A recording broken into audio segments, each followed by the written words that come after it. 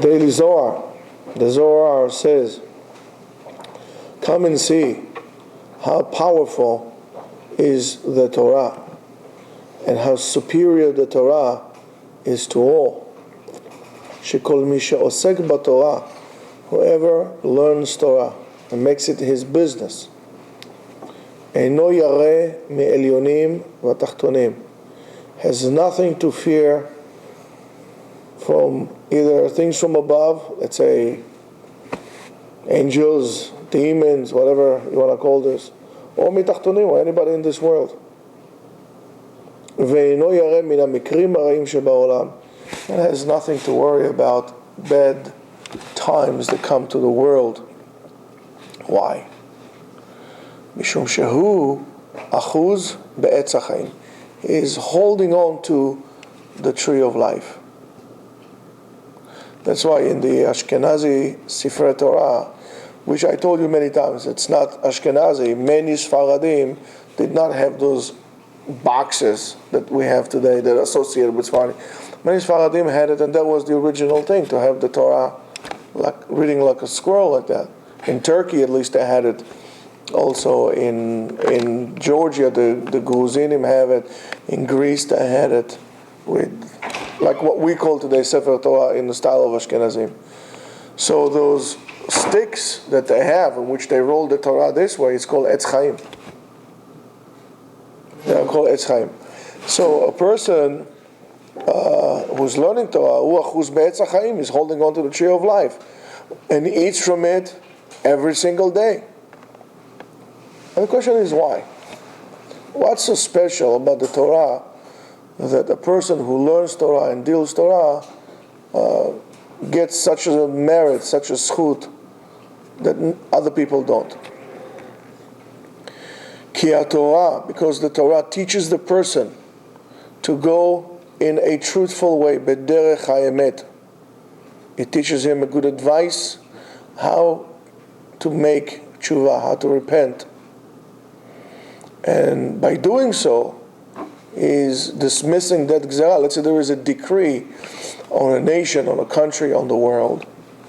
So by the fact that he himself is doing tshuva, because the Torah had made him aware of making tshuva. People don't like to admit that they were wrong.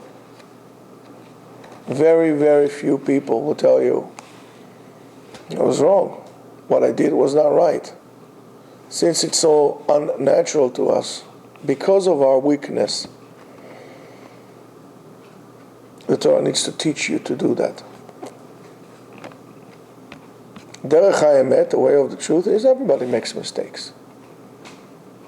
Very few people would admit it, that they made a mistake. And very few people will tell you truthfully that they are sorry. And people will hurt you. I never say, listen, I'm sorry, I apologize, I was wrong. The Torah teaches you to do that. V'afilu mavet nigzar alav, even if death, God forbid, was decreed upon him, that could also be removed. Ve'eino shoreh alav, and that would not rest upon him, that decree. Therefore, a person must learn Torah yomam v'layla, day and night. V'zeh shekatuv, because it says v'hagita bo yomam v'layla. Lehagot is a few things. First of all, you have to verbalize it, you have to say it, and you have to really learn it. Not just like apropos, sitting down like you looking into some magazine and smoking a cigar and no, to work hard on it. That's called hagaya. Lehagot is to work hard on that. Hey, Baruch Hashem, I'm okay. So that's the inyan of Torah. That's the inyan of Torah. Working hard on it, and you can't say, well, I don't feel like it today. I don't know, whatever people would say. And learn. If I'm going to tell you, listen, there is a bad thing is coming out. Your way to prevent this is to come to this place and write your name here and so on and so forth, and you tell me, oh, listen, I'm busy, I have to go to, I have to take care of things, or I have to go with my wife to dinner. So you're going to go to dinner? Look at what is happening in the world now. How you going to, what's your rationale? And I'm going to tell you more than that. Today, even more so, the danger to our children is greater than ever before. One of the reasons is the danger is greater than before is because we are allowed to into faith and to intermingle and to intermarriage with the people around us, which was something unheard of even 60 years ago. It was like they didn't want to marry us and we didn't want to marry them, and that's why Jews stayed is the same. Today, listen, if in 1970, 73 there were 6 million Jews in America, even if we had a 2% increase a year, we should have a drop a little every year. We should have been close to what, 6.5, 7 million. And how many American Jews are today? 5.5. So you can say, well, I'm okay, I'm doing fine. What are you going to do with your kids? Who said that decree is not pending of your kids disappearing from the face of the Jewish world? What is the intermarriage today? If you take all branches of what's so-called orthodoxy out of the picture, you're coming up to maybe 75%. 75%. I know families that are families of 5, 6 kids. None is married to a Jew anymore. Some were married and divorced. None. So there is a decree. So even more so today, when you coming to learn, you're telling your kids, you're giving a statement about the importance of what Judaism is all about. Besides the fact that one must educate himself all the time until he's dead on the path of the truth. It's not something that it's coming to us. So you need to teach yourself to say the truth all the time. Derech haemet, the way of the truth.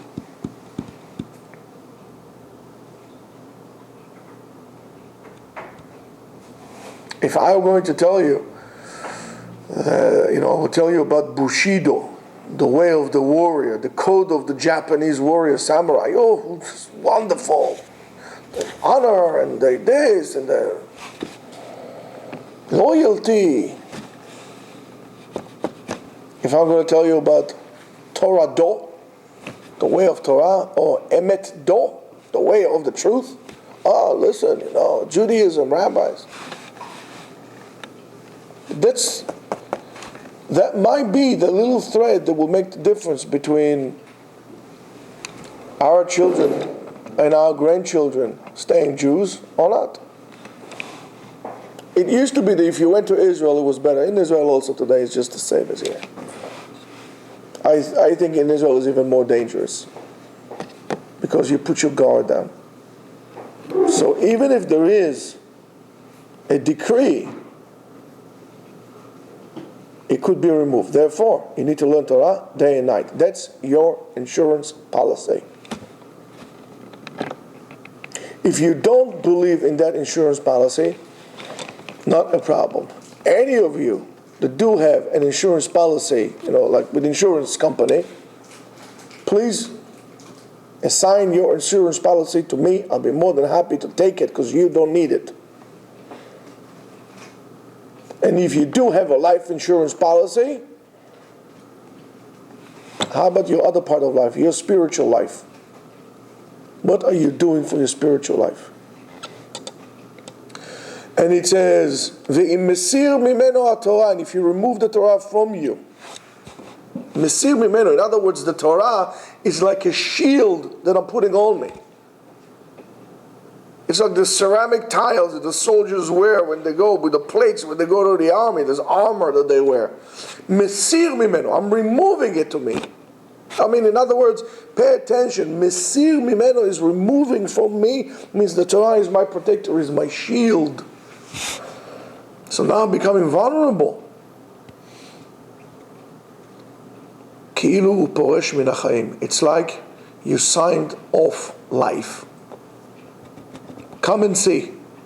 The Zohar now gives you an advice. Etza la'adam. It's a good advice. Even when you go up to sleep, you go on your bed to sleep. For me, it's Avkus. Tzarich lekabel alav ol malchut shamayim. You have to accept upon yourself the kingship of Hashem, the rule of Hashem in this world. Even when you go to sleep, that say that Adam Arishon, when Adam was choteh, when Adam made a sin,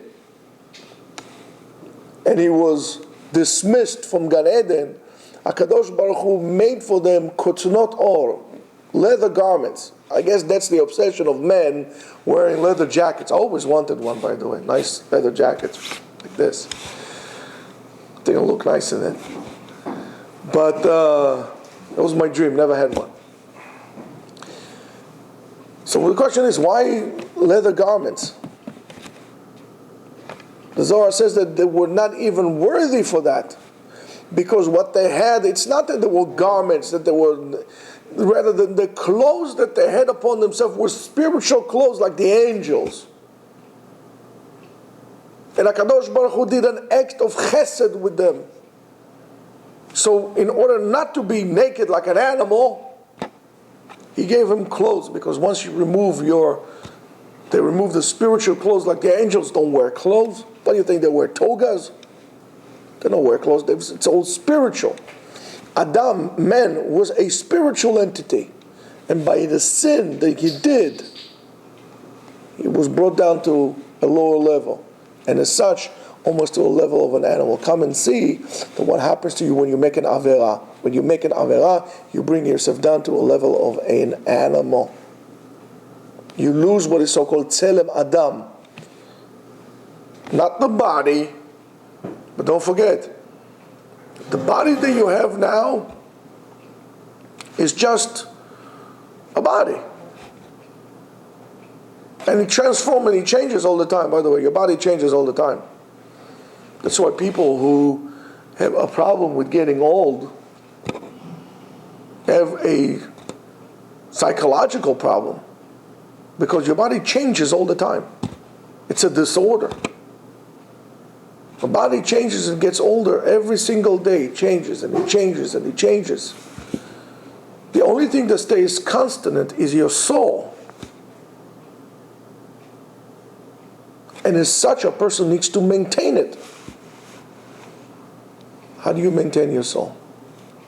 You maintain your soul by learning Torah, by purifying it, by keeping it pure. By doing so, you are also preventing yourself from the act of Chas v'Shalom decree. So what do you get out of this? Torah, tzedakah, utfilah, prayer, charity, which is gemilut chasadim, and Torah, we say matzilim miroa gzera, will help you in bad times. So what tefillah has to do with here? Tefillah has to do to remind you, Torah, tzedakah, utfilah. Why is that? Because a person needs to do that everything he does, including learning Torah, should be geared lechvod shamayim, should be geared towards HaKadosh Baruch Hu. You don't learn Torah for your own sake, for your benefit. You don't do tzedakah because you're going to be crowned with a crown of. You do it because it needs to be done. Don't forget, techaven, aim all your actions l'shem shamayim, for the sake of HaKadosh Baruch Hu. Not for your sake, not for anybody's sake. For the sake of God. And you need to pray. And during this time, the time that we are right now, the time of the destruction of the temple, 1,945 years ago,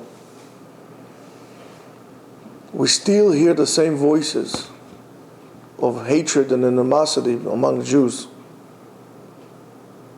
And the only way to do it is to learn Torah for the sake of Torah. Let the Torah cleanse you from inside. Let the Torah clean you. Don't just learn, because if you learn it like this, you just learn Torah and it does not have any effect on you. And then nimtza shechaz v'shalom kvod shamayim mitchalel. The sake of heaven is being desecrated. People who learn Torah need to be an example of kindness, of honesty, and of truth. These are the things that ma'avirim et Torah gzera. Tonight is going to be Erev Tisha B'Av. Are you guys all ready to fast? You ready to fast? I'm not. I am not. Because I still believe in every limb of my body, and every cell of my body, that we can still change it again today. We can still change it. And you should know that Yom Tisha B'Av falls exactly on the day that Pesach falls in. Pesach, whatever day it is, Tisha B'Av will be. So if you want to know what time, what day of the week Tisha B'Av will be, look at Leil HaSeder, that's when Tisha B'Av will be. Do you know what's the connection? The connection is very simple. On Pesach, this is Chag HaCherut, freedom. If you haven't worked on that freedom through the Torah, doing what you need to do, dedicating your time, as we said numerous times, cleansing your body like a kala that cleanses her body during Sfirat HaOmer.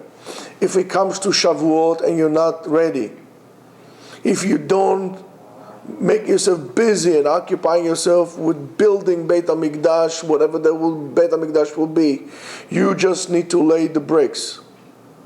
If you haven't done this, the remez will be, the hint would be, that your Yeshua that came in Pesach did not materialize into anything, and for that you have to fast on Tisha B'Av. Therefore, we still have time to change. It's few hours, but we can still change it. And it's never too late to change. So never give hope, and never stop trying to change and make this world into a better place. Amen.